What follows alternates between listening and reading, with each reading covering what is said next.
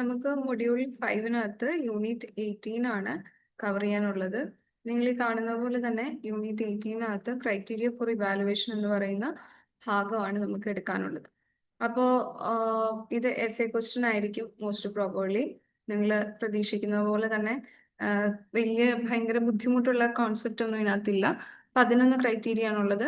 Achievement of physical target, utilisation of benefits, people's participation, educative value, technical aspect, deviation from the original plan, procedural accuracy, accounting procedure, cost, supervision efficiency, public relation. ഇത് തന്നെ നിങ്ങളൊന്ന് 11 കാണാതെ ഒന്ന് cover ചെയ്യുക. അപ്പൊ തന്നെ നമുക്ക് കുറച്ച് പോർഷൻസ് കവർ ചെയ്ത് പോകാനായിട്ട് പറ്റും. First, achievement of physical target. ഒരു ടാർഗറ്റ് എന്ന് പറഞ്ഞാൽ ഇതിനകത്ത് ഉദ്ദേശിക്കുന്നത് നമ്മുടെ പ്രോജക്റ്റിന്റെ ഇമ്മീഡിയറ്റ്ലി കിട്ടുന്ന റിസൾട്ടും ഷോർട്ട് ടേം ലോങ് ടേമിൽ കിട്ടുന്ന റിസൾട്ടും ഔട്ട്പുട്ടും ഔട്ട്കവും ആണ്. ഇതിനെയാണ് ടാർഗറ്റ് എന്ന് ഇവിടെ ഉദ്ദേശിച്ചിരിക്കുന്നത്, ഫിസിക്കൽ ടാർഗറ്റ്. ഇനി ഈ ഫിസിക്കൽ ടാർഗറ്റ് നമുക്ക് അതായത് എൻഡ് ഗോള് നമ്മൾ അച്ചീവ് ചെയ്തോ ഇല്ലയോ എന്ന് അറിയാനായിട്ട് നമുക്ക് പലതരത്തിലുള്ള ഇവാലുവേഷൻ മെത്തേഡ്സ് യൂസ് ചെയ്യാം. അതിന് വേണ്ടിയിട്ട് ആദ്യം നമ്മൾ എന്ത് ചെയ്യുക, ഒരു ഇവാലുവേഷൻ പ്ലാൻ പ്രിപ്പയർ ചെയ്ത് നമ്മുടെ ഈ ഗോളിലേക്ക് നമുക്ക് എത്താൻ എന്തൊക്കെ ഇവാലുവേഷൻ മെത്തേഡ്സ് വേണമെന്ന് ഡിസൈഡ് ചെയ്യാം. ഇനി അടുത്തത്, നമ്മുടെ ഈ ഫിസിക്കൽ ടാർഗറ്റ്സ് അഥവാ ഈ പറയുന്ന ഔട്ട്പുട്ടും ഔട്ട്കോ ഒക്കെ നമുക്ക് കിട്ടിയോ ഇല്ലയോ എന്ന് അറിയാൻ വേണ്ടിയിട്ടാണ് നമ്മൾ എന്ത് ചെയ്യുന്നു, എന്തൊക്കെ കാര്യങ്ങളാണ് അതിനകത്ത് ചെക്ക് ചെയ്യുന്നത്. പ്രോജക്റ്റിന്റെ ബഡ്ജറ്റ്, റിസോഴ്സസ്, അതിനകത്ത് ആവശ്യമായിട്ടുള്ള പേഴ്സണൽ മാനേജ്മെന്റ്, ജോലിക്ക് എടുക്കുന്ന ആളുകൾ, അവരുടെ എഫിഷ്യൻസി, പ്രോജക്റ്റിന്റെ സസ്റ്റൈനബിലിറ്റി, പ്രോജക്റ്റിലെ ഓരോ സ്റ്റേക്ക് ഹോൾഡേഴ്സിനെയും ഇൻക്ലൂസീവ് പ്രാക്ടീസ്, ഇതെല്ലാം നമ്മൾ എന്ത് ചെയ്യുന്നു, അത് ഒപ്റ്റിമം യൂട്ടിലൈസേഷൻ ആണോ, ഈ പറഞ്ഞതെല്ലാം കറക്റ്റ് ആവശ്യത്തിനാണോ യൂസ് ചെയ്യുന്നത്. ഇതാണ് ആദ്യത്തെ ക്രൈറ്റീരിയ. എന്താണ് ആദ്യത്തെ ക്രൈറ്റീരിയ എന്ന് പറയുന്നത്? Achievement of physical targets. ഇനി അടുത്ത് അതിന് നമ്മൾ ചെക്ക് ചെയ്യുന്ന ക്രൈറ്റീരിയ എന്തൊക്കെ വെച്ചിട്ടാണ്, ക്രൈറ്റീരിയ ഫോർ ഇവാലുവേഷൻ എന്നാണ് നമ്മൾ പറയുന്നത്. അപ്പൊ എന്തൊക്കെ ക്രൈറ്റീരിയ ആണ് നമ്മൾ ഈ ഫിസിക്കൽ ടാർഗറ്റ് അച്ചീവ് ചെയ്തോന്ന് അറിയാൻ ഉപയോഗിക്കുന്നത്? ഇമ്പാക്ട് ക്രിയേറ്റഡ്, ഇമ്മീഡിയറ്റ്ലി ഉള്ള ആ റിസൾട്ട് അല്ലെങ്കിൽ ലോങ് ടേം റിസൾട്ട് കൊണ്ട് എന്ത് ഇമ്പാക്ട് ഉണ്ടായെന്ന് നമ്മൾ അതൊരു ക്രൈറ്റീരിയ ആണ്, അത് ചെക്ക് ചെയ്യണം. ഗ്രീവൻസസ്, എന്തെങ്കിലും പരാതികൾ നമ്മൾക്ക് കേൾക്കാൻ പറ്റിയോ, ആളുകൾ നമ്മളോട് എന്തെങ്കിലും ഗ്രീവൻസസ് പറഞ്ഞോ. എഫക്റ്റീവ്നെസ്, നമ്മുടെ പ്രോജക്റ്റ് എത്രമാത്രം എഫക്റ്റീവായി, എത്രമാത്രം ആളുകളിലേക്ക് ഇതിന്റെ ഒരു റിസൾട്ട്, ഒരു ബെനിഫിറ്റ് എത്തി. എഫിഷ്യൻസി, നമ്മുടെ ടീം എഫിഷ്യന്റ് ആയിരുന്നോ, പ്രോജക്റ്റിന്റെ ഓരോ ഗോളും അച്ചീവ് ചെയ്യുന്നതിൽ അവർ എത്രമാത്രം എഫേർട്ട് ഇട്ടു. അടുത്താണ് സസ്റ്റൈനബിലിറ്റി, എത്രമാത്രം നമ്മുടെ പ്രോജക്റ്റ് സസ്റ്റൈനബിൾ ആണ്, നമ്മുടെ പ്രോജക്റ്റ് കഴിഞ്ഞ് നമ്മൾ അവിടുന്ന് പോന്നാലും നമ്മുടെ പ്രോജക്റ്റ് കൊണ്ട് നമ്മൾ ഉദ്ദേശിക്കുന്ന പോസിറ്റീവ് ഇമ്പാക്ട് ആ കമ്മ്യൂണിറ്റി നിലനിൽക്കുമോ, ആളുകൾക്ക് ബിഹേവിയറൽ ചേഞ്ചസ് ഉണ്ടായോ, അത് നമ്മളുടെ ഒരു ക്രൈറ്റീരിയ ചെക്കാണ്. പിന്നെ ഫിനാൻഷ്യലി നമുക്ക് സ്റ്റെബിലിറ്റി, നമ്മുടെ കയ്യിലുള്ള മുതലും എല്ലാം ചെലവാക്കി ചെയ്തു, ലാസ്റ്റ് പ്രോജക്റ്റ് കഴിഞ്ഞപ്പോൾ നമ്മൾ 0 അക്കൗണ്ടിലാണ് നിൽക്കുന്നതെങ്കിൽ ഉറപ്പായിട്ടും എന്തായിരിക്കും, നമ്മുടെ പ്രോജക്റ്റ് സ്റ്റേബിൾ അല്ലായിരിക്കും. അപ്പൊ ഇത്രയും കാര്യങ്ങളൊക്കെയാണ് നമ്മൾ അസസ്മെന്റ് ഓഫ് ഫിസിക്കൽ ടാർഗറ്റ്സിനകത്ത് നമ്മൾ നോക്കുന്നത്. ഇനി അടുത്തത്, രണ്ടാമത് നമ്മൾ പറയുന്നതാണ് യൂട്ടിലൈസേഷൻ ഓഫ് ബെനിഫിറ്റ്സ്. നമ്മൾ എങ്ങനെയാണ് ഈ ബെനിഫിറ്റുകൾ കറക്റ്റ് ആയിട്ട് യൂട്ടിലൈസ് ചെയ്തോ. ഇത് നോക്കിക്കേ, ബെനിഫിറ്റ് എന്ന് പറയുന്നത് എന്താ? Positive impact and value derived from successfully completing A project. ഒരു പ്രോജക്റ്റ് സക്സസ്ഫുള്ളി കംപ്ലീറ്റ് ചെയ്തു എന്നുള്ളതിൽ നമുക്ക് മനസ്സിലാക്കാൻ പറ്റുന്ന പോസിറ്റീവ് ഇമ്പാക്റ്റും വാല്യൂസും, അതിൻ്റെയാണ് പ്രോജക്റ്റിലെ ബെനിഫിറ്റ് എന്ന് പറയുന്നത്. ഈ ബെനിഫിറ്റ്സ് നമുക്ക് ക്വാണ്ടിറ്റേറ്റീവ് ആയിരിക്കും, ക്വാളിറ്റേറ്റീവ് ആയിരിക്കും. അതായത് നമ്പറിൽ മെഷർ ചെയ്യാൻ പറ്റും, ആളുകളുടെ ബിഹേവിയറൽ ചേഞ്ചസ്, അല്ലെങ്കിൽ കുട്ടികൾക്ക് ഉണ്ടായിട്ടുള്ള, ഇപ്പൊ നമ്മൾ സ്കൂൾ പ്രോജക്റ്റ് ആണ്, അവർക്ക് ഉണ്ടായിട്ടുള്ള എഡ്യൂക്കേഷൻ കൊണ്ടുണ്ടായ മോറൽ വാല്യൂസ്, ഇതൊക്കെ ക്വാളിറ്റേറ്റീവ് ആണ്. ഫിനാൻഷ്യൽ, അതായത് ranging from financial gains and cost reductions to improved customer satisfaction and strategic positioning. നമുക്ക് ഫിനാൻഷ്യലി എന്തുമാത്രം ഏൺ ഉണ്ടായി, നമ്മുടെ കോസ്റ്റ് ചെലവ് പരമാവധി കുറയ്ക്കാൻ പറ്റിയോ, നമ്മുടെ ടാർഗറ്റ് പോപ്പുലേഷൻ സാറ്റിസ്ഫൈഡ് ആണോ, ഇതിനെയൊക്കെ നമുക്ക് ബെനിഫിറ്റിനകത്ത് ക്രൈറ്റീരിയ ആയിട്ട് ചെക്ക് ചെയ്യാനായിട്ട് സാധിക്കും. അപ്പം എങ്ങനെയാണ് നമ്മൾ ബെനിഫിറ്റിനകത്ത് ക്രൈറ്റീരിയസ് കാൽക്കുലേറ്റ് ചെയ്യുന്നത്, എങ്ങനെ സ്റ്റെപ്സ് എന്തൊക്കെയാണ്? Step 1, identify your objectives and outcomes. നമ്മുടെ ഓരോ ഒബ്ജക്റ്റീവ്സും അതിന്റെ ഓരോന്നിന്റെ ഔട്ട്കംസും ഐഡന്റിഫൈ ചെയ്യുക. രണ്ടാമത്, ഇതിനകത്ത് tangible and intangible benefits, achieve ചെയ്യാനും ഒരിക്കലും അച്ചീവ് ചെയ്യാൻ സാധിക്കാത്തതുമായിട്ടുള്ള നമ്മുടെ ആക്സസിനകത്ത് വെളിയിലായിട്ടുള്ള ബെനിഫിറ്റുകളാണ്, അത് ഐഡന്റിഫൈ ചെയ്യുക. അതിൽ നമുക്ക് അച്ചീവ് ചെയ്യാൻ പറ്റുന്ന ടാൻജിബിൾ ബെനിഫിറ്റ്സിനെ ഡോക്യുമെന്റ് ചെയ്യുക. അതിനുശേഷം capture your base line measurement, നമ്മൾ എങ്ങനെയാണ് ഈ ബെനിഫിറ്റ് അച്ചീവ് ചെയ്തു എന്ന് നമ്മൾ എങ്ങനെ എന്ത് രീതിയിൽ മെഷർമെന്റ്സ് എടുക്കും. ഫോർ എക്സാമ്പിൾ, നിങ്ങളെല്ലാവരും ഫസ്റ്റ് സെമ്മിൽ എല്ലാ കുട്ടികളും എ ഗ്രേഡ് അല്ലെങ്കിൽ എ പ്ലസ് മേടിക്കണം എന്ന് പറഞ്ഞു കഴിഞ്ഞാൽ ഒരു ഇൻടാഞ്ചിബിൾ ബെനിഫിറ്റ് ആയിരിക്കും. ഓരോരുത്തരുടെയും കപ്പാസിറ്റി ഡിഫറെൻ്റ് ആണ്. അപ്പൊ പറ്റുന്ന ഒരു ടാഞ്ചിബിൾ ബെനിഫിറ്റിലേക്ക് എത്തുക, അതിന്റെ base line measurement, special tuition കൊടുക്കണോ, ആളുകളെ മനസ്സിലാക്കണോ, അങ്ങനെ. ദെൻ റിയലൈസ് യുവർ ബെനിഫിറ്റ്, അതിനെ മോണിറ്റർ ചെയ്യുക. ദെൻ ഒരു ബെനിഫിറ്റ് മാനേജ്മെന്റ് പ്ലാൻ അപ്ഡേറ്റ് ചെയ്യുക. ഇനി അടുത്തതാണ് പീപ്പിൾസ് പാർട്ടിസിപ്പേഷൻ. അത് നമ്മൾ ഈ ത്രൂ ഔട്ട് ക്ലാസ്സിൽ നമ്മൾ കണ്ടിന്യൂസ് സംസാരിച്ചിട്ടുള്ളതാണ് people's participation. Evaluation of participation is a process of assessing the way in which a participation project is undertaken and assessing the results of the activity. അതായത് എത്രമാത്രം നമ്മുടെ പ്രോജക്റ്റിന്റെ പ്രോസസ്സിലും ഔട്ട്കത്തിലും നമ്മൾ ആളുകളുടെ പാർട്ടിസിപ്പേഷൻ ഉറപ്പുവരുത്തിയെന്നാണ് ഇതിനകത്ത് ഇവാലുവേറ്റ് ചെയ്യുന്നത്. ഇതിനെ നമ്മൾ ഫോർമേറ്റീവ് ഇവാലുവേഷൻ എന്ന് പറയും. നമ്മൾ ഓൾറെഡി ഇന്നത്തെ ക്ലാസ്സിൽ cover ചെയ്തിരുന്നതാണ്. When we evaluate participation, we need to consider എന്തൊക്കെ the process, what participation activities happen and what quality were they. നമ്മൾ PRAയും LFA ഒക്കെ നടത്തുമല്ലോ. നമ്മൾ ഈ നമ്മുടെ മൊഡ്യൂൾ 1 നമ്മൾ people's participation in project planning എന്ന് പറയുന്നുണ്ട്. അപ്പൊ അത് എനിക്ക് തോന്നുന്നു യൂണിറ്റ് 2 നമ്മൾ പറയുന്നത് പീപ്പിൾസ് യൂണിറ്റ് 2 അതുപോലെ തന്നെ മൊഡ്യൂൾ 2 നമ്മൾ കവർ ചെയ്യുന്നുണ്ട് പീപ്പിൾസ് പാർട്ടിസിപ്പേഷൻ. അപ്പം നമ്മൾ ഈ പ്രോസസ്സിൽ എത്രമാത്രം ആളുകളെ പാർട്ടിസിപ്പേറ്റ് ചെയ്തു, അതിന് വേണ്ടിയിട്ട് എന്ത് ആക്ടിവിറ്റിയാണ് കണ്ടക്ട് ചെയ്തത്, FGD ആണോ, എന്തെങ്കിലും ഡിസ്കഷൻസ് വെച്ചോ, റിവ്യൂ മീറ്റിംഗ്സ് വെച്ചോ, അത് എത്രമാത്രം സമയം, എത്രമാത്രം ക്വാളിറ്റി ഇട്ട് നമ്മൾ ചെയ്തു, ഇതെല്ലാം ആണ് നമ്മൾ നമ്മുടെ പീപ്പിൾസ് പാർട്ടിസിപ്പേഷനകത്ത് അസസ് ചെയ്യുന്ന ക്രൈറ്റീരിയ. കോമൺലി യൂസ് ചെയ്യുന്നതാണ് PRA, story telling, needs analysis, അതായത് പ്രോബ്ലം ട്രീ, അതേപോലെ SWOC, so that TOC formulation എന്നാണ് അതിന് പറയുന്നത്. സ്ട്രെങ്ത്, നമ്മുടെ വീക്ക്നെസ്, അങ്ങനെയുള്ള stock formulation, self assessment and assessment of other stakeholders, മറ്റ് സ്റ്റേക്ക് ഹോൾഡേഴ്സിനെ നമ്മൾ അസസ് ചെയ്യുന്നുണ്ട്. പിന്നെ കമ്മ്യൂണിറ്റി പാർട്ടിസിപ്പേഷൻ ഇൻഡിക്കേറ്റേഴ്സ്, പല ടൈപ്പിലുള്ള ഇൻഡിക്കേറ്റേഴ്സ്, ഇതൊക്കെ വേൾഡ് ഫേമസ് ആയിട്ടുള്ള ഇൻഡിക്കേറ്റേഴ്സ് ആണ്. കമ്മ്യൂണിറ്റി പാർട്ടിസിപ്പേഷൻ ഇൻഡിക്കേറ്റർ പല ടൈപ്പ് ഉണ്ട്. Self reported 48 item objective, 2 subset കാണും, importance and meaning, control over participation. ഇത്രയും നിങ്ങൾ ഓർത്തില്ലെങ്കിൽ ഓർക്കുക. പീപ്പിൾസ് പാർട്ടിസിപ്പേഷൻ എന്ന് പറയുമ്പോൾ PRA റിലേറ്റ് ചെയ്ത് നമ്മൾ എത്രമാത്രം ആളുകളുടെ പാർട്ടിസിപ്പേഷൻ ഉറപ്പുവരുത്തി. അതിന് പാർട്ടിസിപ്പേറ്ററി മോണിറ്ററിംഗ് ആൻഡ് ഇവാലുവേഷനകത്ത് ലോക്കൽ ആളുകളും മറ്റ് ഡെവലപ്മെന്റ് ഏജൻസി, നമ്മുടെ agency, policy makers, government, bureaucrats, അങ്ങനെയുള്ള ആളുകളൊക്കെ നമുക്ക് ഉൾപ്പെടുത്താം. അതേപോലെ people's participatory monitoring and evaluation, അതാണ് ഈ PM and E എന്ന് ഉദ്ദേശിക്കുന്നത്, ഈ മോളിൽ കൊടുത്തിരിക്കുന്നത് തന്നെ. അപ്പൊ 4 പ്രിൻസിപ്പിൾസ് എന്തൊക്കെയാണ്? നെഗോഷിയേറ്റ് ചെയ്യുക, ആളുകൾക്ക് ആവശ്യമുള്ളത് എന്താ, നമുക്ക് ഡിമാൻഡ് ചെയ്യുന്ന എന്താ, തമ്മിൽ സംസാരിച്ചൊരു രമ്യതയിൽ, ഒരു തീരുമാനത്തിൽ, ഒരു എഗ്രിമെന്റിൽ എത്തുക, ആളുകളിൽ നിന്ന് നമ്മൾ പഠിക്കുക, നമ്മളിൽ നിന്ന് ആളുകൾ, ഒരു 2-way ലേണിംഗ് പ്രോസസ്, ഫ്ലെക്സിബിലിറ്റി, വളരെ ഫ്ലെക്സിബിൾ ആയിട്ട്. കമ്മ്യൂണിറ്റി ചിലപ്പോൾ വൈകുന്നേരം ആയിരിക്കും നമുക്ക് ആളുകളെ കാണാൻ കിട്ടുക. നമ്മൾ PRA ഒക്കെ റൂറൽ ക്യാമ്പ് ഒക്കെ നടത്തിയപ്പോൾ നിങ്ങൾക്ക് ഓർമ്മയുണ്ടാവും. ഫ്ലെക്സിബിലിറ്റി, ഓണർഷിപ്പ്, അതായത് പ്രോജക്റ്റ് അറ്റ് ദ എൻഡിൽ ആരുടെ ഓണർഷിപ്പിൽ വരണം, കമ്മ്യൂണിറ്റിയുടെ ഓണർഷിപ്പിൽ വന്നാൽ അവർക്കൊരു സെൻസ് ഓഫ് ഓണർഷിപ്പ് തോന്നിയാൽ മാത്രമാണ് നമ്മുടെ പ്രോജക്റ്റ് അത് ഫ്യൂച്ചറിൽ സസ്റ്റൈനബിൾ ആവുള്ളൂ. നമ്മൾ അവിടുന്ന് പോന്നാലും ആ പ്രോഗ്രാം അവിടെ കണ്ടിന്യൂ ചെയ്ത് പോകുള്ളൂ. ഇനി steps in participatory monitoring and evaluation, ഇത് ജസ്റ്റ് നമ്മൾ വായിച്ചു നോക്കാം. ഞാൻ ജസ്റ്റ് ഒന്ന് പറഞ്ഞു വിടാം. ഐഡന്റിഫിക്കേഷൻ ഓഫ് സ്റ്റേക്ക് ഹോൾഡേഴ്സ്, ആരാന്ന് ഐഡന്റിഫൈ ചെയ്യാം, അവരുടെ എക്സ്പെക്ടേഷൻ എന്താണെന്ന് ക്ലാരിഫിക്കേഷൻ ഉണ്ടാകുക, നമ്മുടെ പ്രയോറിറ്റി മോണിറ്ററിംഗ് ആൻഡ് ഇവാലുവേഷനിലെ നമ്മുടെ പാർട്ടിസിപ്പൻസിനെ മോണിറ്റർ ചെയ്യുന്നതിന്റെ, ഇവാലുവേറ്റ് ചെയ്യുന്നതിന്റെ പ്രയോറിറ്റി സെറ്റ് ചെയ്യുക, ഇൻഡിക്കേറ്റേഴ്സ് ഐഡന്റിഫൈ ചെയ്യുക, അതിന് വേണ്ടിയിട്ടുള്ള മെത്തേഡ്സ്, ഡ്യൂട്ടീസ്, ടൈമിങ്, ആര് ചെയ്യും, എപ്പോൾ ചെയ്യും, എങ്ങനെ ചെയ്യുന്നുള്ള എഗ്രിമെന്റിൽ എത്തുക, ഇൻഫർമേഷൻ കളക്ട് ചെയ്യുക, അതിനുശേഷം അത് അനലൈസ് ചെയ്യുക, agree on how the findings are to be used, എങ്ങനെയാണ് ഈ ഫൈൻഡിങ്സ് നമ്മൾ യൂസ് ചെയ്യാൻ പോകുന്നത്, ആരൊക്കെയാണ് ഇത് യൂസ് ചെയ്യാൻ പോകുന്നത്, ആരാണ് ഇത് പ്രിപ്പയർ ചെയ്യാൻ പോകുന്നത് വരുത്തുക. Then clarification if the PM&T participation monitoring and evaluation process needs to be sustained and if so how, അത് മുന്നോട്ട് കൊണ്ടുപോകണോ, അങ്ങനെയാണെങ്കിൽ എങ്ങനെ മുന്നോട്ട് കൊണ്ടുപോകും, അതാണ് സ്റ്റെപ്സിൽ പറയുന്നത്. ഇനി അടുത്തത് എഡ്യൂക്കേറ്റീവ് വാല്യൂ ആണ്. എഡ്യൂക്കേറ്റീവ് വാല്യൂവിനകത്ത് നമ്മൾ പറയുന്നത് culturally responsive progress evaluation helps to determine whether the original goals and objectives are appropriate for the target population. നമ്മൾ സെറ്റ് ചെയ്ത് വെച്ചിരിക്കുന്ന കുറേ ഗോളുകളും ഒബ്ജക്റ്റീവ്സും കാണും. അത് അവരുടെ സാംസ്കാരികതയ്ക്ക്, അവരുടെ കൾച്ചറിന്, അവരുടെ വാല്യൂസിന്, അവരുടെ ബിലീഫ് സിസ്റ്റത്തിന് അപ്രോപ്രിയേറ്റ് ആണോ, അതോ അതിന് എഗെയിൻസ്റ്റ് ആയിട്ടാണോ നമ്മൾ വർക്ക് ചെയ്യുന്നത് എന്നുള്ളതാണ് കൾച്ചറൽ എഡ്യൂക്കേറ്റീവ് വാല്യൂവിനകത്ത് നമ്മൾ ചെക്ക് ചെയ്യുന്ന ക്രൈറ്റീരിയ അതൊരു ഇവാലുവേഷൻ ആണ്.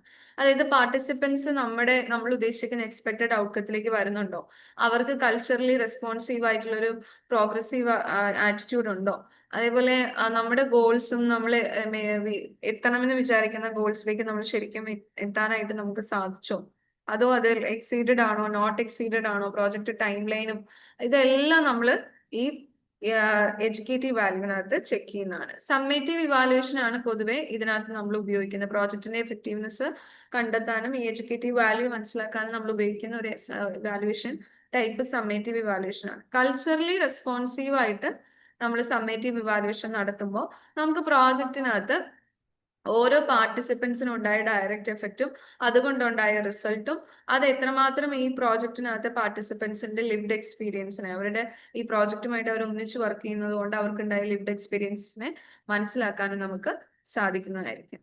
ഇനി അടുത്തതാണ് ടെക്നിക്കൽ ആസ്പെക്ട്സ്. നെക്സ്റ്റ് ക്രൈറ്റീരിയ ആണ് ടെക്നിക്കൽ ആസ്പെക്ട്സ്. പേര് പോലെ തന്നെ നമ്മുടെ പ്രോജക്റ്റിനകത്ത് ഇത് സക്സസ്ഫുള്ളി കംപ്ലീറ്റ് ചെയ്യുന്നതിൽ എത്രമാത്രം ടെക്നിക്കൽ ഇഷ്യൂസ് ഉണ്ടോ അതിനെയെല്ലാം നമ്മൾ അണ്ടർസ്റ്റാൻഡ് ചെയ്യുന്ന, ആ റിക്വയർമെന്റ്സിനെല്ലാം അണ്ടർസ്റ്റാൻഡ് ചെയ്യുന്ന, അഡ്രസ് ചെയ്യുന്നതാണ് ടെക്നിക്കൽ ആസ്പെക്ട്സ് എന്ന് പറയുന്നത്. അതിനകത്ത് പെർഫോമൻസ് ഉണ്ടാകും, റിലയബിലിറ്റി ഉണ്ടാകും, അവൈലബിലിറ്റി ഉണ്ടാകും. അതായത് ടെക്നിക്കലി ഈ കാര്യങ്ങളൊക്കെ ചെയ്യാനുള്ള ആളുകൾ ഉണ്ടോ, അതിന് പറ്റുന്ന റിലയബിൾ ആയ സോഴ്സസ് ഉണ്ടോ, അതിന് ടെക്നിക്കൽ അനാലിസിസ് TA എന്ന് പറയുന്ന ഒരു സ്കില്ല് തന്നെ നമ്മുടെ പ്രോജക്ട് മാനേജേഴ്സിന് ആവശ്യമാണ്. നല്ല ഡിസിഷൻ എടുക്കണം, റിസ്കുകൾ ഐഡന്റിഫൈ ചെയ്യണം, ഔട്ട്കംസ് ഒപ്റ്റിമൈസ് ചെയ്യണം. അതിന് വേണ്ടിയിട്ട് ഡേറ്റ, പാറ്റേൺസ്, ട്രെൻഡ്സ്, പല ഇൻഡിക്കേറ്റേഴ്സ്, ന്യൂസ് റിപ്പോർട്ട്സ്, ആ കമ്മ്യൂണിറ്റിയെ കുറിച്ചുള്ള വാർത്തകൾ, ഇടയ്ക്കിടയ്ക്ക് കമ്മ്യൂണിറ്റിയുടെ വർക്ക് കൾച്ചർ, ഇതെല്ലാം അറിഞ്ഞ് ഫ്യൂച്ചറിൽ ഈ പ്രോജക്റ്റിനും ടീമിനും ഉണ്ടാകാൻ പോകുന്ന പെർഫോമൻസിനെയൊക്കെ പ്രെഡിക്റ്റ് ചെയ്യാനായിട്ട് ആർക്ക് സാധിക്കണം, ഈ ടെക്നിക്കൽ അനാലിസിസ് ടീമിന് സാധിക്കും. ഇനി അടുത്തത് technical feasibility analysis is evaluating the technical aspects of a new product idea or concept to determine its feasibility. നമ്മുടെ പ്രോജക്റ്റിന്റെ ടെക്നിക്കൽ ഫീസിബിലിറ്റിയിൽ എത്രമാത്രം നമുക്ക് പുതിയൊരു ഐഡിയ ആയിരിക്കാം, പുതിയൊരു പ്രോഡക്റ്റ് ആയിരിക്കാം, അത് ഫീസിബിൾ ആണോ, അത് നമുക്ക് അച്ചീവ് ചെയ്യാനായിട്ട് സാധിക്കുമെന്നും കൂടി ഇതിനകത്ത് ചെക്ക് ചെയ്യാം. അതിനുള്ള റിക്വയർമെന്റ്, അതിനുള്ള കേപ്പബിലിറ്റി, ആ പ്രോഡക്റ്റോ സർവീസോ ആയിക്കോട്ടെ, അത് കൊടുക്കുന്നതിലുള്ള കൺസ്ട്രെയിൻസ്, അതിന്റെ അവൈലബിലിറ്റി, സ്യൂട്ടബിലിറ്റി, ഈ ടെക്നോളജി യൂസ് ചെയ്യുന്നതിന് എത്രമാത്രം നമുക്കുണ്ട്. നമുക്ക് അതിന് വലിയ വലിയ കോഡികൾ കൊടുത്ത് സോഫ്റ്റ്വെയർ മേടിച്ച് അത് ഉപയോഗിക്കാൻ അറിയാവുന്ന ആരും നമ്മുടെ സ്ഥാപനത്തിലില്ലെങ്കിൽ അത് നമുക്ക് എന്താണ് നഷ്ടപ്പെടുന്നതായിരിക്കും. അടുത്തത് deviation from the original plan. Deviation from the original plan എന്ന് പറയുന്നത് നമ്മുടെ പ്രോജക്റ്റ് ഓൾറെഡി സെറ്റ് ചെയ്ത് വെച്ചിരിക്കുന്ന ഒരു ബേസ് പ്ലാൻ കാണും, ഒരു പ്രപ്പോസൽ കാണും. അതിപ്പോ നമ്മൾ ക്ലയന്റിന് കൊടുക്കുന്നതായിരിക്കാം, ഇനീഷ്യലി നമ്മൾ സെറ്റ് ചെയ്യുന്ന പ്രോജക്ട് പ്ലാൻ ആയിരിക്കാം, ഒരു ബ്ലൂ പ്രിന്റ് ആയിരിക്കാം. ഈ സെറ്റ് ചെയ്ത് വെച്ചിരിക്കുന്ന ബേസ് പ്ലാൻ നമുക്ക് അച്ചീവ് ചെയ്യാൻ പറ്റിയോ, അത് ഒരുപാട് ഡീവിയേറ്റ് ചെയ്ത് പോയോ, അതിന്റെ ഔട്ട്ലൈനിൽ നിന്ന് ഡീവിയേറ്റ് ചെയ്ത് പോയോ, ആക്ച്വൽ പെർഫോമൻസും ബേസ് പ്ലാൻ ചെയ്ത പെർഫോമൻസും തമ്മിൽ എത്രമാത്രം ഡിഫറൻസ് ഉണ്ട്, അല്ലെങ്കിൽ എത്രമാത്രം ഡീവിയേഷൻ വന്നു എന്ന് നോക്കുന്നതാണ് ഡീവിയേഷൻ ഫ്രം ദ പ്ലാൻ. അതിനകത്ത് ഷെഡ്യൂൾ, ഇത് ഓൾറെഡി നമ്മൾ വേരിയൻസ് അനാലിസിസിൽ, അതായത് യൂണിറ്റ് 15 വേരിയൻസ് അനാലിസിസിൽ കവർ ചെയ്ത സാധനമാണ്.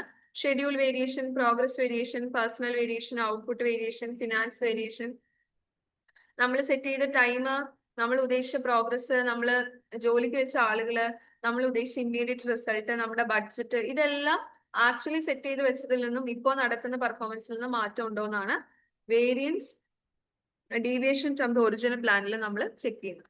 ബേസിക്കലി വേരിയൻസ് അനാലിസിസ് ആണ് യൂസ് ചെയ്യുന്നത്. അത് നമ്മൾ യൂണിറ്റ് 15 വളരെ ഡീറ്റെയിൽ ആയിട്ട് കവർ ചെയ്തിട്ടുണ്ട്. വേരിയൻസ് അനാലിസിസിൽ നമ്മൾ കീ പെർഫോമൻസിനെ ഐഡന്റിഫൈ ചെയ്യുന്നു, അത് എത്രമാത്രം അതിന്റെ ഡീവിയേഷൻ എക്സ്റ്റെന്റ്, എത്രമാത്രം ക്വാണ്ടം ഓഫ് ഡീവിയേഷൻ ഉണ്ടെന്ന് ഇവാലുവേറ്റ് ചെയ്യുന്നു, അതിന്റെ ഇമ്പാക്ട് എന്താണെന്ന് നോക്കുന്നു, അതിന്റെ കോസസ് എന്തുകൊണ്ടാണ് അത്രയും വേരിയേഷൻ വന്നതെന്ന് നോക്കുന്നു, കറക്റ്റീവ് ആക്ഷൻ എടുക്കുന്നു, ആ കറക്റ്റീവ് ആക്ഷൻ എത്രമാത്രം റിസോഴ്സസ് വേണമെന്ന് നോക്കുന്നു, ടൈം എത്ര വേണം നോക്കുന്നു, റെമഡിയൽ ആക്ഷൻ എടുക്കുന്നു. ഇത്രയൊക്കെയാണ് വേരിയൻസ് അനാലിസിസിൽ ഉപയോഗിക്കുന്നത്. അതായത് deviation from the original plan എന്ന് പറയുന്നതിനകത്താണ് നമ്മൾ ഈ വേരിയൻസ് അനാലിസിസ് യൂസ് ചെയ്യുക. ഇനി അടുത്തത് പ്രൊസീജിയറൽ ആക്യുറസി. അടുത്ത ക്രൈറ്റീരിയ ഫോർ ഇവാലുവേഷൻ ആണ് പ്രൊസീജിയറൽ ആക്യുറസി. അതായത് നമ്മൾ ഒരു പ്രോജക്റ്റ് മാനേജ്മെന്റിനകത്ത് കോമൺ ആയിട്ട് അച്ചീവ് ചെയ്യാൻ പൊതുവെ സാധ്യതയില്ലാത്ത ഒരു സാധനമാണ് ആക്യുറസി. ഭയങ്കര ആക്യുറേറ്റ് ആയിട്ട് പ്ലാൻ ചെയ്ത് അതേപോലെ തന്നെ നമുക്ക് ചിലപ്പോൾ നമ്മുടെ പ്രോഗ്രാം അല്ലെങ്കിൽ പ്രോജക്റ്റ് കൊണ്ടുപോകാൻ പറ്റിയെന്ന് വരില്ല. അപ്പൊ നമുക്ക് എത്രമാത്രം നമ്മളുടെ ടാർഗറ്റ്, നമ്മൾ ഉദ്ദേശിച്ച വാല്യൂ അല്ലെങ്കിൽ നമ്മൾ ഉദ്ദേശിച്ച ഗോളിലേക്ക് എത്താൻ എത്രമാത്രം നമ്മൾ ക്ലോസ് ആണ്, എത്രമാത്രം നമ്മുടെ വാല്യൂ സിസ്റ്റം അതിനോട് അലൈൻഡ് ആണ്, എത്രമാത്രം നമുക്ക് ആ ആക്യുറസി കൊണ്ടുവരാൻ പറ്റും. ഇനി അഥവാ കൊണ്ടുവരാൻ പറ്റിയില്ല, അതിന് എന്തൊക്കെ കറക്റ്റ്നെസ് മെഷേഴ്സ് യൂസ് ചെയ്യാം, എങ്ങനെ നമുക്ക് മാക്സിമം ആക്യുറേറ്റ് ആയിട്ടുള്ള റിസൾട്ട് കിട്ടാം, ഇതിനെല്ലാം നമുക്ക് ആക്യുറസിക്കകത്ത് ചെക്ക് ചെയ്യാൻ പറ്റും. ഒരു പ്രോജക്ട് മാനേജ്മെന്റ് ടീം വളരെ ഭംഗിയായിട്ട് ആക്യുറസി ചെയ്യുവാണെങ്കിൽ അൺബയസ്ഡ് ആയിട്ടുള്ള, എസ്പെഷ്യലി ഡാറ്റ ഹാൻഡിൽ ചെയ്യുമ്പോൾ, ഇൻഫർമേഷൻസ് ഒക്കെ ഹാൻഡിൽ ചെയ്യുമ്പോൾ അൺബയസ്ഡ് ആയിട്ട് ഹാൻഡിൽ ചെയ്യാൻ സാധിച്ചു കഴിഞ്ഞാൽ ഒരുവിധമൊക്കെ നമുക്ക് ആക്യുറസി അച്ചീവ് ചെയ്യാനായിട്ട് സാധിക്കുന്നതാണ്. ഇൻസ്പെക്ഷൻസ് നടത്താം. അതേപോലെ തന്നെ നമ്മൾ ഉദ്ദേശിച്ചിരിക്കുന്ന, ഇപ്പൊ ഫോർ എക്സാമ്പിൾ നമ്മൾ കുട്ടികൾക്ക് വേണ്ടിയിട്ട് ഒരു സ്കൂളാണ് പണിത് കൊടുക്കുന്നതെങ്കിൽ നമുക്ക് വേണ്ടിയിട്ട് ഏതെങ്കിലും ഒരു ഫണ്ട് റേസിംഗ് ഏജൻസി ഒരു 100 crore അല്ലെങ്കിൽ ഒരു 50 കോടി രൂപ തന്നു ഒരു വലിയ സ്കൂൾ വേണമെങ്കിൽ, അതിനകത്ത് ആ കറക്റ്റ് 15 crore തന്നെ നമ്മൾ അതിന്റെ കംപ്ലീറ്റ് പ്രൊഡക്ഷൻ അതിനകത്ത് എല്ലാത്തിനകത്ത് യൂസ് ചെയ്ത് കറക്റ്റ് ആയിട്ട് നമുക്ക് ആ പ്രോഡക്റ്റിന്റെ ഡെലിവറി റൈറ്റ് ക്വാളിറ്റി കൊടുക്കാൻ പറ്റും. അപ്പൊ കറക്റ്റ് ആയിട്ട് ഇൻസ്പെക്ഷൻസ് നടത്തുക, നമ്മൾ ഉദ്ദേശിച്ച പോലെ ക്വാളിറ്റിയിൽ സാധനങ്ങൾ കിട്ടിയും. അടുത്തതാണ് അക്കൗണ്ടിങ് പ്രൊസീജിയർ. അക്കൗണ്ടിങ് പ്രൊസീജിയറും ഈ സെയിം നമ്മൾ മൊഡ്യൂൾ 4 കവർ ചെയ്തതാണ്. നമ്മുടെ പെർഫോമൻസ് മെഷർമെന്റിനെ ആക്യുറേറ്റ് ആയിട്ട് ചെക്ക് ചെയ്യാൻ വേണ്ടി ഫിനാൻഷ്യൽ പെർഫോമൻസ് ബേസുകൾ വെക്കുക. നമ്മൾ ഉദ്ദേശിച്ച പോലെയുള്ള ബഡ്ജറ്റിലാണോ കാര്യങ്ങൾ പോകുന്നത്, നമ്മുടെ മാനേജേഴ്സും സ്റ്റേക്ക് ഹോൾഡേഴ്സും ഒക്കെ ആയിരിക്കും ഇത് ബേസിക്കലി ചെക്ക് ചെയ്യുക. ഫിനാൻഷ്യൽ പ്രോഗ്രസ് ഉണ്ടായിട്ടുണ്ടോ, നമ്മൾ ഫിനാൻഷ്യലി സെറ്റ് ചെയ്ത് വെച്ചിരിക്കുന്ന ആ ഒരു കോസ്റ്റ് പ്ലാൻ അല്ലെ ബഡ്ജറ്റ് പ്ലാൻ പ്രിസിഷനും കറക്റ്റ്നെസ്സും ഉണ്ടോ, അതിന്റെ റെക്കോർഡ്സ് ഫിനാൻഷ്യൽ സ്റ്റേറ്റ്മെന്റ് കറക്റ്റ് ആണോ, ട്രൂ ആൻഡ് ഫെയർ ആയിട്ടാണോ, ഫ്രോഡോ അല്ലെങ്കിൽ എറേഴ്സോ വരാതെ നമ്മുടെ സ്ഥാപനത്തിന്റെ പ്രോജക്റ്റ് കറക്റ്റ് ആയിട്ട് റൺ ചെയ്തിട്ടോ. എന്തുകൊണ്ടാണ് അക്കൗണ്ടിങ് പ്രൊസീജിയേഴ്സ് ആക്യുറേറ്റ് ആയിരിക്കണം എന്ന് പറയുന്നത്? നമ്മൾ കുറച്ചു മുൻപ് ഈ ടെക്നിക്കൽ ആസ്പെക്ട് കഴിഞ്ഞ് deviation from the plan procedural accuracy ഒക്കെ പറഞ്ഞു. ആ പ്രൊസീജിയറൽ ആക്യുറസിക്കകത്ത് പറഞ്ഞു നമുക്ക് ചിലപ്പം എല്ലാ കാര്യങ്ങളും ഭയങ്കര ആക്യുറേറ്റ് ആയിട്ട് ചെയ്യാൻ പറ്റണം എന്നില്ല. ചിലപ്പോൾ നമ്മുടെ വാല്യൂ സിസ്റ്റംസ് ചില സമയത്ത് കോംപ്രമൈസ് ചെയ്യേണ്ടി വരും. പക്ഷെ അക്കൗണ്ടിങ്ങിന്റെ കാര്യത്തിൽ വരുമ്പോൾ വളരെ പക്കയായിട്ട് നമ്മൾ ആക്യുറേറ്റ് ആയിട്ട്, അതായത് ഫിനാൻഷ്യൽ റിലേറ്റ് ചെയ്ത് ടാക്സ് ലോ അല്ലെങ്കിൽ അങ്ങനത്തെ കുറെ കാര്യങ്ങളൊക്കെ നമ്മൾ ഫില്ല് ചെയ്യേണ്ടി വരും. അതിനൊക്കെയുള്ള കംപ്ലൈന്റ്സ് അതൊക്കെ കൃത്യമായിട്ട് ചെയ്തു പോവുക, നികുതി വെട്ടിപ്പ് കാണിക്കാതിരിക്കുക, ബുക്ക് കീപ്പിംഗ്, നമ്മുടെ സ്ഥാപനത്തിനകത്ത് അക്കൗണ്ടിങ് റിലേറ്റ് ചെയ്ത് കോടികളുടെ ഒരു പ്രോജക്റ്റ് ആണെങ്കിൽ അതിന് ഒരുപാട് അക്കൗണ്ടിങ് ബുക്ക് കീപ്പിംഗ് ഒക്കെ വേണ്ടി വരും. അപ്പൊ അങ്ങനത്തെ ടാക്സ് ഒബ്ലിഗേഷൻസ് മീറ്റ് ചെയ്യേണ്ടി വരും, പെനൽറ്റീസ് അവോയ്ഡ് ചെയ്യേണ്ടി വരും. നല്ലൊരു റെപ്യൂട്ടേഷൻ മെയിൻറ്റെയിൻ ചെയ്യണമെങ്കിൽ നമ്മൾ ഈ പറഞ്ഞ കാര്യങ്ങളൊക്കെ ഫോളോ ചെയ്തു പോകണം. ഓഡിറ്റിങ്, ഫൈൻസ്, ലീഗൽ കോംപ്ലിക്കേഷൻസ് ഇതെല്ലാം കവർ ചെയ്തു പോകണം. ഇങ്ങനെയാണ് അക്കൗണ്ടിങ് പ്രൊസീജിയേഴ്സ് നമുക്ക് ആക്യുറേറ്റ് ആക്കാൻ പറ്റുന്നത്. ഓഡിറ്റിങ്ങിന്റെ എക്സ്റ്റേണൽ ഓഡിറ്റിംഗ് ഉണ്ട്, ഇന്റേണൽ ഓഡിറ്റിംഗ് ഉണ്ട്. ഒരു ഓഡിറ്റ് എന്ന് പറയുന്ന ആൾ അത് ഓൾറെഡി നമ്മൾ മൊഡ്യൂൾ 4 യൂണിറ്റ് 12 കവർ ചെയ്തതാണ്. ഓഡിറ്റ് എന്ന് പറഞ്ഞാൽ നമ്മൾ പുറത്തു നിന്നുള്ള ഒരു ഫേം ഒരു ബൈലോ അംഗീകരിച്ചിട്ടുള്ള ഒരു ഓതറൈസ്ഡ് ആയിട്ടുള്ള ആളായിരിക്കും. ആ ഓഡിറ്റർ വന്ന് നമ്മുടെ സ്ഥാപനത്തിന്റെ ഫിനാൻഷ്യൽ റിപ്പോർട്ട്സ് എല്ലാം റിവ്യൂ ചെയ്ത് വെരിഫൈ ചെയ്ത് കമ്പനീസ് ആക്ട് പ്രകാരം അതിനെ കംപ്ലൈ ചെയ്തു പോകുന്നു. പ്രോപ്പർ അക്കൗണ്ടിങ് അല്ലെങ്കിൽ പ്രോജക്ട് മാനേജ്മെന്റ് പ്ലാൻ നമ്മൾ ഇൻസ്റ്റിൽ ചെയ്തതിനെ നമുക്ക് ഓഡിറ്റിംഗ് എന്ന് പറയാം. ഇനി അടുത്തത് നമുക്ക് കവർ ചെയ്യാനുള്ളത് കോസ്റ്റ് ആണ്. Cost evaluation is an important step. നമ്മൾ ഇത്രയും നേരം സംസാരിച്ചുകൊണ്ടിരുന്നതുമായിട്ട് ബന്ധപ്പെട്ട കാര്യമാണ് എന്താണ് കോസ്റ്റ്, എങ്ങനെയാണ് നമ്മൾ കോസ്റ്റ് മാനേജ് ചെയ്യുന്നത്.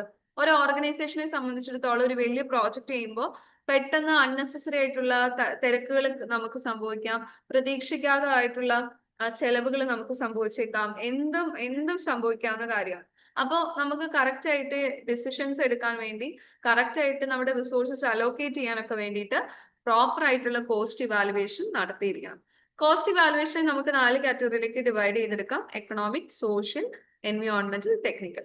എക്കണോമിക് കോസ്റ്റ് ഇവാലുവേഷൻ എന്ന് പറഞ്ഞാൽ പേര് പോലെ തന്നെ നമ്മുടെ ഫിനാൻഷ്യൽ ഇംപ്ലിക്കേഷൻ, നമ്മൾ എത്രമാത്രം ചെലവുകളും വരവുകളും മാനേജ് ചെയ്യുന്നുള്ള cost plan, financial plan prepare ചെയ്യുന്നത്. സോഷ്യൽ കോസ്റ്റ് എന്ന് പറഞ്ഞാൽ മനുഷ്യന്മാർക്ക് നമ്മുടെ ഈ പ്രോജക്റ്റ് കൊണ്ട്, നമ്മുടെ കോസ്റ്റ് ബെനിഫിറ്റ് അനാലിസിസ് ഒരു എക്സാമ്പിൾ ആയിട്ട് പറയാം, മനുഷ്യന്മാർക്ക് എത്രമാത്രം നമ്മുടെ ഈ കോസ്റ്റ് കൊണ്ട് പ്രയോജനം, ഇംപ്ലിക്കേഷൻസ് ഉണ്ടാകുന്നു, അവർക്ക് എത്ര സോഷ്യൽ കോസ്റ്റും എത്ര സോഷ്യൽ ബെനിഫിറ്റും ഉണ്ടാകുന്നുള്ളതാണ് സോഷ്യൽ കോസ്റ്റ് പറയുന്നത്. എൻവയോൺമെന്റൽ കോസ്റ്റ് നമ്മൾ നേരത്തെ പറഞ്ഞു നമ്മുടെ സ്ഥാപനത്തിന്റെ ഫിനാൻഷ്യൽ ഇംപ്ലിക്കേഷൻ ആണ് economic cost. Social cost evaluation എന്ന് പറയുന്നത് മനുഷ്യർക്ക് ഉണ്ടാവുന്നതാണ്. അപ്പൊ എൻവയോൺമെന്റൽ കോസ്റ്റ് ഇവാലുവേഷൻ എന്തായിരിക്കും? എൻവയോൺമെന്റിന് ഇങ്ങനെ ഒരു ഡിസിഷൻ എടുക്കുന്നത്, നമ്മുടെ പ്രോജക്റ്റ് കൊണ്ട് എൻവയോൺമെന്റിന് എത്രമാത്രം പോസിറ്റീവ് നെഗറ്റീവ് ഇമ്പാക്ട്, എത്രമാത്രം കോസ്റ്റ് ഉണ്ടാകും. ശരിക്കും പറഞ്ഞ കോസ്റ്റ് നമ്മുടെ കോസ്റ്റ് ബെനിഫിറ്റ് അനാലിസിസ് CBA നടത്തി കഴിഞ്ഞ് കഴിഞ്ഞാൽ തന്നെ നമുക്ക് ഈ ഒരു കോസ്റ്റ് എന്ന് പറയുന്ന പാർട്ടിലെ ഇവാലുവേഷൻ നടത്താൻ പറ്റും. ടെക്നിക്കൽ കോസ്റ്റ് ഇവാലുവേഷൻ എത്രമാത്രം, ഇപ്പൊ ഫോർ എക്സാമ്പിൾ നമ്മളൊരു MIS ഒരു വലിയ എക്സ്പെൻസ് കൂടുതലായിട്ടുള്ള ഒരു സോഫ്റ്റ്വെയറോ ഒരു വലിയ അക്കൗണ്ടിങ് സിസ്റ്റം ഒക്കെ കൊണ്ടുവന്ന് നമ്മുടെ ടെക്നിക്കൽ കാര്യങ്ങൾ നടത്താനാണെങ്കിൽ അതിന് പറ്റുന്ന ആളുകൾ നമുക്ക് ഉണ്ടാകുന്ന ഫീസിബിലിറ്റി എല്ലാം നമ്മളിതിൽ ചെക്ക് ചെയ്യണം. ഒരു കോസ്റ്റ് ഇവാലുവേഷൻ പ്രോസസ്സിനകത്ത് 6 കാര്യങ്ങളാണ് വരുന്നത്. ഫസ്റ്റ് പറയുന്നത് എന്താണ്? Rework their idea. എന്താണ് ആ സ്ഥാപനം ഉദ്ദേശിക്കുന്ന കോസ്റ്റിനകത്ത് ഉദ്ദേശിക്കുന്നത്? ഒരു പ്രോജക്റ്റിന്റെ കോസ്റ്റ് എത്രമാത്രം ഡിസ്കവർ ചെയ്യുക, അത് ഡിസ്കവർ ചെയ്യുക. ദെൻ ഓരോ ഫേസസിലും ടാസ്കിലും കോസ്റ്റ് എന്തുമാത്രം വരും അത് ബ്രേക്ക് ഡൗൺ ചെയ്യുക. ഓരോ ടാസ്കിന്റെയും കോസ്റ്റ് കാൽക്കുലേറ്റ് ചെയ്യുക. ദെൻ ആവശ്യത്തിനുള്ള റിസോഴ്സസ് എന്താണെന്ന് ഐഡന്റിഫൈ ചെയ്യുക. Then total cost of the project calculate ചെയ്യുക. ഇനി നമ്മൾ സെക്കൻഡ് ലാസ്റ്റ് ടോപ്പിക്കിലേക്ക് എത്തി. സൂപ്പർവിഷൻ എഫിഷ്യൻസിയാണ്. സൂപ്പർവിഷൻ ഒരു ലാറ്റിൻ വേർഡ് ആണ്. Super from the above and vision means to see. In ordinary sense supervision എന്ന് പറഞ്ഞു കഴിഞ്ഞാൽ നമ്മുടെ ടീമിലെ എല്ലാ ആക്ടിവിറ്റീസിനെയും സൂപ്പർവൈസ് ചെയ്യുന്നതിനാണ് സൂപ്പർവിഷൻ എന്ന് പറയുന്നത്. ഇൻ മാനേജ്മെന്റ് വേർഷൻ സൂപ്പർവിഷൻ എന്ന് പറയുന്നത് ഓവർസീയിങ് ദ സബോർഡിനേറ്റ്സ്. ഇത്രയേ ഉള്ളൂ. ഇപ്പൊ HOD ഞങ്ങളുടെ വർക്കുകളൊക്കെ നോക്കുന്നു, ക്ലാസ് ടീച്ചർ കുട്ടികളുടെ വർക്കുകൾ നോക്കുന്നു, ക്ലാസ്സിലെ ഒരു സ്റ്റുഡന്റ് മോണിറ്റർ വെച്ച് അയാൾ ബാക്കിയുള്ള കുട്ടികളുടെ നോക്കുന്നു എന്ന് പറയുന്ന പോലെ ഒരു അതോറിറ്റിനെ വെച്ച് എംപ്ലോയീസിനെ ഗൈഡ് ചെയ്ത് അവരെന്തെങ്കിലും മിസ്റ്റേക്ക് ചെയ്ത് കഴിഞ്ഞാൽ അവരെ കറക്റ്റ് ചെയ്ത് കൊണ്ടുപോകുക. അത് പേരിൽ നിന്ന് തന്നെ നിങ്ങൾക്ക് മനസ്സിലാക്കാൻ പറ്റുന്നതേ ഉള്ളൂ സൂപ്പർവിഷൻ എഫിഷ്യൻസി. ഇത് കുറച്ചുകൂടി ഡീറ്റെയിൽ എക്സ്പ്ലനേഷൻസ് ഉണ്ട്. ഓരോരുത്തരുടെ പെർസ്പെക്റ്റീവിൽ എന്താണ് സൂപ്പർവിഷൻ എഫിഷ്യൻസി എന്ന് പറയുന്നത്. RC അലൻ പറയുന്നത് അതൊരു റെസ്പോൺസിബിലിറ്റി ജോബാണ്, വർക്ക് ജോബിനേക്കാൾ കൂടുതൽ ഉത്തരവാദിത്തോടെ ചെയ്യേണ്ടതാണ്. MS വയലൻസ് പറയുന്ന സൂപ്പർവിഷൻ എന്ന് പറയുന്നത് ഇമ്മീഡിയറ്റ്ലി നമ്മുടെ സബോർഡിനേറ്റ്സിന് അവരുടെ ടാസ്ക് പെർഫോം ചെയ്യുന്നതിന് അവരെ ഗൈഡ് ചെയ്യുകയും കൺട്രോൾ ചെയ്യുകയും ഡയറക്ട്ലി അവർക്ക് സൂപ്പർവൈസ് ചെയ്യുകയും ചെയ്യുന്നതിനെയാണ് അദ്ദേഹം സൂപ്പർവിഷൻ എഫിഷ്യൻസി എന്ന് പറയുന്നത്. പല ടൈപ്സ് ഓഫ് അസസ്മെന്റ് നമുക്ക് അതിന് ഉപയോഗിക്കാം. Formative assessment evaluation, summative evaluation ഉപയോഗിക്കാം. സമ്മേറ്റീവ് ഇവാലുവേഷനിലൊക്കെ നമ്മുടെ പ്രോജക്റ്റിന്റെ കോൺട്രാക്ട് ട്രെയിനിങ് പീരീഡിലൊക്കെ നമ്മൾ ഓരോ ആളുകളെയും നമ്മുടെ ഓവറോൾ എഫക്റ്റീവ്നെസ്, ഓവറോൾ നമ്മുടെ കൂടെ ജോലി ചെയ്യുന്ന ആളുകളുടെ സൂപ്പർവിഷൻ നോക്കി നമുക്ക് ഫ്യൂച്ചർ ഡെവലപ്മെന്റിന് റെക്കമെൻഡേഷൻസ് കൊടുക്കാവുന്നതാണ്. സൂപ്പർവിഷന്റെ സിഗ്നിഫിക്കൻസ് ആണ് ഓർഡർ ആൻഡ് ഇൻസ്ട്രക്ഷൻ ഇഷ്യൂ ചെയ്യുക, planning and organising the work organise ചെയ്യുക, എല്ലാ ലെവലിലും എത്രമാത്രം പ്രോജക്റ്റ് റിക്വയർമെന്റ് ഉണ്ട്, advocate between workers and management, motivating subordinates, feedback to workers, proper assigning of work. ഇത്രയൊക്കെയാണ് അതിനകത്ത് വരുന്നത്. ഇനി നമുക്ക് ആ യൂണിറ്റിലെ ലാസ്റ്റ് പോർഷൻ ആണ് പബ്ലിക് റിലേഷൻ. ഒരു ആക്ടിവിറ്റി നമ്മൾ ഡിസൈൻ ചെയ്ത് അത് ഇംപ്രൂവ് ചെയ്ത് ശരിക്കും നിങ്ങൾ ആലോചിച്ച് നോക്കുക, ഒരു എൻറ്റയർ ഓർഗനൈസേഷൻ വർക്ക് ചെയ്യുന്നതിനകത്ത് മുഴുവൻ ഒരുപാട് മനുഷ്യർ ഇൻവോൾവ് ആണ്. അപ്പം ശരിക്കും പറഞ്ഞാൽ നമ്മുടെ സ്ഥാപനത്തിന്റെ പെർഫോമൻസ് ഇംപ്രൂവ് ചെയ്യണമെന്നുണ്ടെങ്കിൽ നമ്മൾ എന്ത് ചെയ്യണം?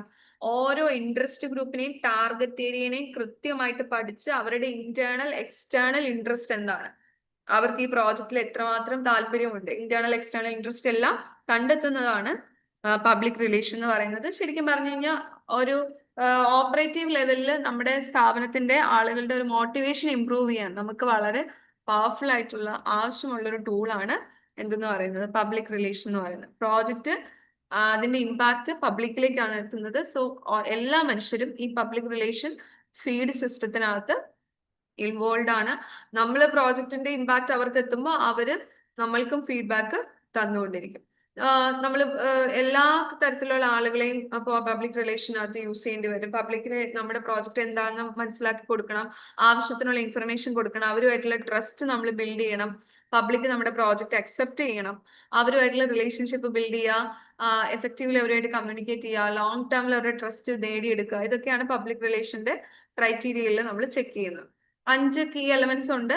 നോ യുവർ ടാർഗറ്റ് ഓഡിയൻസ്, നമ്മുടെ ടാർഗറ്റ് ഓഡിയൻസ് ആരാണെന്ന് നമ്മൾ അറിയണം, അവരുമായിട്ടുള്ള റിയലിസ്റ്റിക് ഗോൾസ് നമ്മൾ സെറ്റ് ചെയ്യണം, അവർക്ക് വേണ്ടിയിട്ടുള്ള മെസ്സേജ് ഡെവലപ്പ് ചെയ്യണം, നമ്മുടെ കോമ്പറ്റീഷൻസ് ആരൊക്കെയാണ്, നമ്മുടെ കോമ്പറ്റേറ്റീവ് ഫാക്ടേഴ്സ് അറിയുക, റെലവെന്റ് ആയിട്ടുള്ള മീഡിയത്തിൽ നമ്മൾ സ്റ്റേ ചെയ്യാം. PR പബ്ലിക് റിലേഷൻ സ്പെഷ്യലിസ്റ്റ് ഒക്കെ ഉണ്ട്. ആ ഏരിയയിൽ തന്നെ HR ആ പേപ്പർ സ്പെഷ്യലൈസ് ചെയ്ത് പഠിക്കുന്നവരുണ്ട്. Press, radio, TV, social media forum, government agency, അങ്ങനെ മറ്റ് ചാനലുകളൊക്കെ ആയിട്ട് നമ്മൾ വെൽ കണക്റ്റഡ് ആയിരിക്കണം. നമ്മുടെ ഈ പ്രോജക്റ്റ് മറ്റാരെങ്കിലും ചെയ്യുന്നുണ്ടോ, ആളുകളുടെ ഒപ്പീനിയൻ എന്താ, നമ്മുടെ പ്രോജക്റ്റിനെ കുറിച്ച് ആരെങ്കിലും റീൽ ഇടുന്നുണ്ടോ, പത്രത്തിൽ വരുന്നുണ്ടോ, ആളുകളുടെ ജനറൽ ഒപ്പീനിയൻ എന്താണ്, ഇതെല്ലാം നമ്മൾ പല മാധ്യമങ്ങളിൽ നിന്ന് അറിഞ്ഞെടുക്കുക. ദെൻ നമ്മുടെ ഓഡിയൻസിനെ ടാർഗറ്റഡ് ഓഡിയൻസിനെ അനലൈസ് ചെയ്യുക, അവരുടെ ഗോൾ എന്താ, അവരുമായിട്ടൊരു നല്ല കമ്മ്യൂണിക്കേഷൻ പ്ലാറ്റ്ഫോം മെയിൻറ്റെയിൻ ചെയ്യുക, അവരുടെ വിഷൻ എന്താണ്, നമ്മുടെ പ്രോജക്റ്റുമായിട്ട് ബന്ധപ്പെട്ട് അവർ എത്രമാത്രം നമ്മുടെ പ്രോജക്റ്റിനെ ഐഡന്റിഫൈ ചെയ്യാൻ ശ്രമിക്കുന്നുണ്ട്. ഇപ്പം ഒരു ലോഗോ, ആ ആളുകളുമായിട്ട് കണക്ട് ചെയ്യാൻ പറ്റുന്ന ഒരു സ്ലോഗൻ, അവരുമായിട്ട് ബന്ധപ്പെട്ട് നടക്കുന്ന ഏതെങ്കിലും വ്യക്തികളെ നമ്മുടെ പ്രോജക്റ്റിലേക്ക് ഉൾപ്പെടുത്തുക, ഇങ്ങനെയുള്ള മെത്തേഡ്സ് ഒക്കെ ഒരു PR-നകത്ത് നമുക്ക് ഉപയോഗിക്കാം. അപ്പൊ ഇത്രയാണ് നമ്മൾ കവർ ചെയ്ത കാര്യങ്ങൾ. ജസ്റ്റ് ഒന്ന് സ്റ്റാർട്ടിങ്ങിൽ മെയിൻ കാര്യങ്ങൾ ഒന്ന് പറയാം ഒന്നും കൂടി.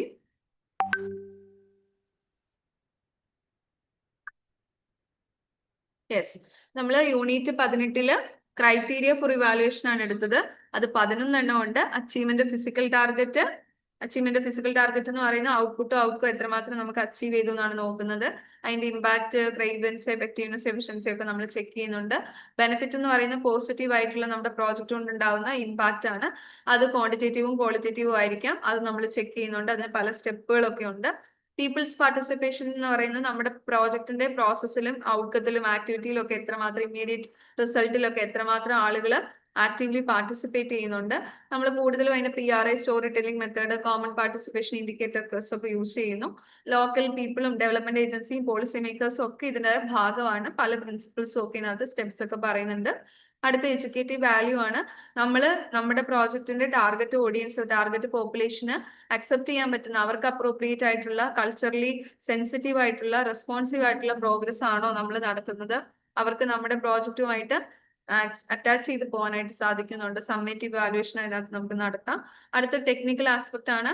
നമ്മുടെ ടെക്നിക്കൽ റിക്വയർമെന്റ് എന്തൊക്കെയാണ്, നമുക്ക് റിലയബിലിറ്റി, അവൈലബിൾ ആയിട്ടുള്ള പെർഫോം ചെയ്യാൻ പറ്റുന്ന ടെക്നിക്കൽ ടാസ്കുകൾ ഉണ്ടോ, അതിന് വേണ്ടിയിട്ടുള്ള ടെക്നിക്കൽ അനാലിസിസ് നടത്തുക, ഡേറ്റ പാറ്റേൺസ്, ട്രെൻഡ്സ് ഒക്കെ കണ്ടുപിടിക്കുക. TA അനലിസ്റ്റിനെയൊക്കെ നമുക്ക് ഇതിന് വെക്കാം. Deviation from the original plan, നമ്മുടെ പ്ലാനിൽ നിന്ന് നമ്മൾ ഒത്തിരി ഡീവിയേറ്റ് ചെയ്ത് പോകുന്നുണ്ടോ, അതിന് നമ്മൾ ഉപയോഗിക്കുന്നത് വേരിയൻസ് അനാലിസിസ് എന്ന് പറയുന്ന ടെക്നിക്കാണ്. ഷെഡ്യൂളിൽ വേരിയേഷൻ ഉണ്ടോ, പ്രോജക്റ്റിന്റെ പ്രോഗ്രസ്സിൽ, personal variation, output variation, finance variation, actual പെർഫോമൻസും പ്ലാൻ പെർഫോമൻസും തമ്മിൽ വ്യത്യാസമുണ്ടോ. വേരിയൻസ് അനാലിസിസിന് ഉപയോഗിക്കുന്ന മെത്തേഡ്സ് പലതുണ്ട്. അടുത്തത് പ്രൊസീജിയറൽ ആക്യുറസി ആണ്. നമ്മുടെ പ്രോജക്റ്റ് എത്രമാത്രം നമ്മൾ സെറ്റ് ചെയ്ത് വെച്ചിരിക്കുന്ന നമ്മുടെ ടാർഗറ്റിൽ നിന്ന്, വാല്യൂവിൽ നിന്ന് എത്രത്തോളം ക്ലോസ് ആണ്, എത്രമാത്രം നമ്മുടെ വാല്യൂസ് ക്ലോസ് ആണ്, അതിൽ എന്തെങ്കിലും മാറ്റങ്ങൾ വന്നിട്ടുണ്ടോ. അൺബയസ്ഡ് ആയിട്ടുള്ള ഡാറ്റ കളക്ഷൻ നടത്തി കഴിഞ്ഞാൽ തന്നെ പ്രോജക്റ്റിന് നമുക്ക് ഡിസയർ ആയിട്ടുള്ള ആക്യുറസി മെയിൻറ്റെയിൻ ചെയ്യാൻ പറ്റും. അക്കൗണ്ടിങ് പ്രൊസീജിയർ, നമ്മൾ കറക്റ്റ് ആയിട്ട് അക്കൗണ്ട് കീപ്പുകൾ, ബില്ലിങ്, ബഡ്ജറ്റിംഗ് അമൗണ്ട്സ്, നമ്മൾ കറക്റ്റ് ആയിട്ട് ടാക്സ് അടയ്ക്കുക, ലോ നമ്മളോട് ആവശ്യപ്പെടുന്ന ഒബ്ലിഗേഷൻസ്, പെനൽറ്റി ഒഴിവാക്കുക, നല്ല റെപ്യൂട്ടേഷൻ മെയിൻറ്റെയിൻ ചെയ്യുക, ഓഡിറ്റ് കറക്റ്റ് ആയിട്ട് നടത്തുക, നമ്മുടെ ഡാറ്റ എല്ലാം ട്രാൻസ്പെറന്റ് ആയിരിക്കുക. അടുത്തത് കോസ്റ്റ് ആണ്. കോസ്റ്റിനകത്ത് എക്കണോമിക് കോസ്റ്റ്, സോഷ്യൽ കോസ്റ്റ്, എൻവയോൺമെന്റൽ കോസ്റ്റ്, ടെക്നിക്കൽ കോസ്റ്റ്, ഈ പറഞ്ഞ സാധനങ്ങളെല്ലാം നമ്മൾ അതിനകത്ത് കോസ്റ്റിനകത്ത് നമ്മൾ ചെക്ക് ചെയ്ത് പോകണം. പല type of cost break down process ഒക്കെ ഉണ്ട്. അടുത്തത് സൂപ്പർവിഷൻ ആണ്. സൂപ്പർവിഷൻ എന്ന് പറഞ്ഞാൽ നമ്മുടെ പ്രോജക്റ്റ് മാനേജർ അദ്ദേഹത്തിന്റെ സബോർഡിനേറ്റ്സിനെ ഒക്കെ ക്വാളിറ്റിയിൽ ചെക്ക് ചെയ്യുക. റെസ്പോൺസിബിലിറ്റി ഉണ്ടോ, അവർ കറക്റ്റ് ആയിട്ട് ചെയ്യുന്നുണ്ടോ, അവർക്ക് കറക്റ്റ് ടൈമിന് പ്രോജക്റ്റ് തീർക്കാൻ പറ്റുന്നുണ്ടോ, അങ്ങനെ എല്ലാ രീതിയിലും ചെക്ക് ചെയ്യാം. പിന്നെ അടുത്തത് പബ്ലിക് റിലേഷൻ ആണ്. ഏറ്റവും ഇമ്പോർട്ടന്റ് ആണ് പബ്ലിക് റിലേഷൻ. ഇത്രയേ ഉള്ളൂ, നമ്മുടെ പ്രോജക്റ്റിൽ ഇൻവോൾവ് ചെയ്തിരിക്കുന്ന ടാർഗറ്റ് ഗ്രൂപ്പിന്റെ ഇന്റേണൽ എക്സ്റ്റേണൽ ഇൻട്രസ്റ്റ് എന്താണ് നമ്മൾ അറിഞ്ഞിരിക്കണം. അവരുമായിട്ട് നമ്മളൊരു നല്ല കോണ്ടാക്ട്, നല്ലൊരു കമ്മ്യൂണിക്കേഷൻ മെയിൻറ്റെയിൻ ചെയ്യണം. അവരുമായിട്ട് നമ്മൾ പബ്ലിക്കിന് നമ്മുടെ പ്രോജക്റ്റിനെ കുറിച്ച് അവെയർ ആയിരിക്കണം, റെലവെന്റ് ഇൻഫർമേഷൻ കൊടുക്കണം, അവരുമായിട്ടൊരു ട്രസ്റ്റ് ബിൽഡ് ചെയ്യണം. ഇതൊക്കെയാണ് നമ്മൾ പബ്ലിക് റിലേഷനിൽ കീപ്പ് ചെയ്യുന്നത്. അതിന് നമുക്ക് ലോങ് ടൈമിലൊക്കെ ത്തേക്ക് വേണ്ടി പലതരത്തിലുള്ള ടെക്നിക്സ് ഉപയോഗിക്കാം. ലോഗോ, സ്ലോഗൻ, അവരുമായിട്ട് മീറ്റിങ്ങുകൾ വെക്കുക. പിന്നെ ഈ PR, public relation specialist, press, radio, TV, social media forum ഒക്കെ ആയിട്ട് കണക്റ്റഡ് ആയിട്ടിരിക്കുക. ഇതൊക്കെയാണ് നമ്മൾ കവർ ചെയ്തത്. Thank you so much. Please ഇതെല്ലാം ഒന്ന് നിങ്ങൾ വായിച്ച് മനസ്സിലാക്കുക. എന്തെങ്കിലും ഡൗട്ട് ഉണ്ടെങ്കിൽ ചോദിക്കുക.